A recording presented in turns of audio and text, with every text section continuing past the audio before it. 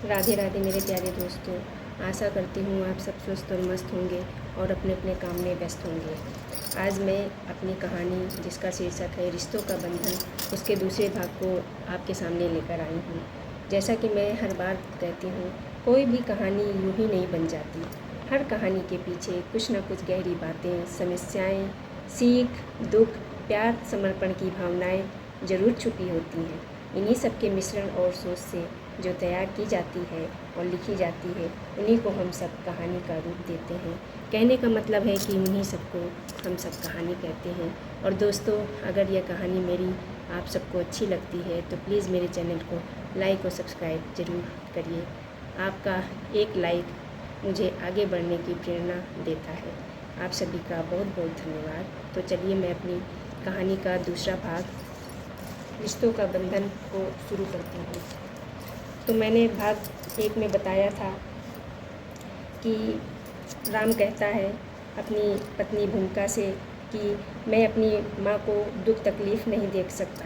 इतना कहकर वह चला जाता है। अब कहानी यहीं से एक सीरियस मोड़ ले लेती है। धीरे धीरे उसकी पत्नी का भी व्यवहार बदलने लगता है।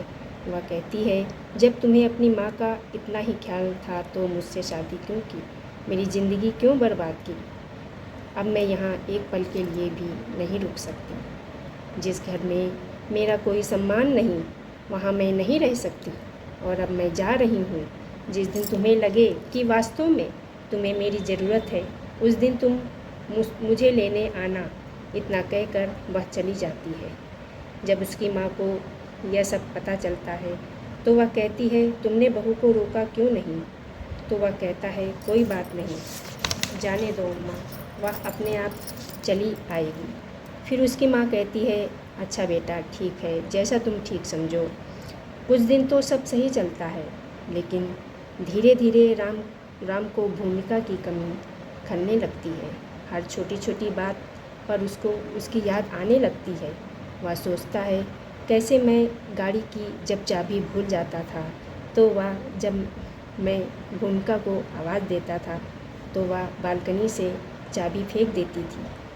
कैसे मैं जब ऑफ़िस के लिए तैयार होता था तो वह मेरे कपड़े बेड पर निकाल कर रख देती थी। जब उसकी याद उसको बर्दाश्त नहीं होती है तो वह एक दिन ड्रिंक करके रात में घर वापस लौटता है। उसकी माँ जब उसकी यह हालत देखती है तो कहती है, उसकी माँ जब ये उसकी हालत यह देखती है तो कहती है, बेटा तुमने यह क्या हाल बना लिया है?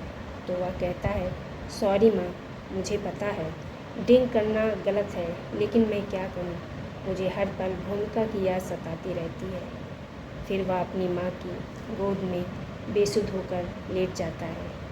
माँ मुझे अपने आंचल में छुपा ले, गले से लगा ले कि और मेरा कोई नहीं। उसकी माँ को भी अपनी गलती का एहसास होता है और जब सुबह होती है तो वह कहती है, बेटा तैयार हो जाओ, मैं अपनी बहू को घर वापस लेने जा रही हूँ। वह भी हमारे परिवार की सदस्य है। हम सब उसके बिना एक पल भी नहीं रह सकते। मुझे भी एहसास हो गया है कि तुम उससे कितना प्यार करते हो। तो बेटा, जो माँ का स्थान है वह हमेशा माँ को मिलना चाहिए और जो पत्नी का स्थान है वह हमेशा पत्नी को ही मिलना चाहिए। बेटा यह सब सुनकर बहुत खुश होता है। फिर दोनों भूमिका को लेने के लिए चले जाते हैं।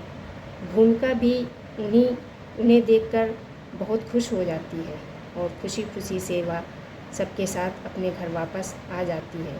तो दोस्तों, कहानी यहीं पर ख़त्म होती है, लेकिन मैं ये कहूँगी कि कहानी यहीं पर ख़त्म नहीं होती है, क्योंकि यह कहानी हर एक परिवार की है, हर उस पुरुष की है जो भी पुरुष भी कई रिश्तों से बंधा होता है, तो उसको भी अपनी कितनी सारी जिम्मेदारियां निभानी पड़ती हैं।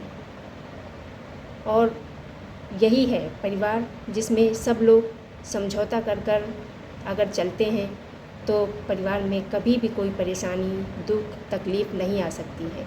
तो मेरा तो कहना यही है कि छोटी छोटी सी बात के लिए लड़ाई झगड़ा सही नहीं है।